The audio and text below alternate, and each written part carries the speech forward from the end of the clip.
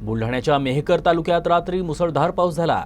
सकाळी देखील पावसाची रिपरिप सुरू होती आणि त्यामुळे मालणी येथील धरण 100% भरलं असून धरणाच्या सांडव्यातून मोठ्या प्रमाणात पाण्याचा विसर्ग सुरू झालाय। त्यामुळे नदी दुथळी भरून वाहत आहे। प्रशासनाकडून नदीकाठच्या गावांना सतर्कतेचा इशारा देण्यात आलाय।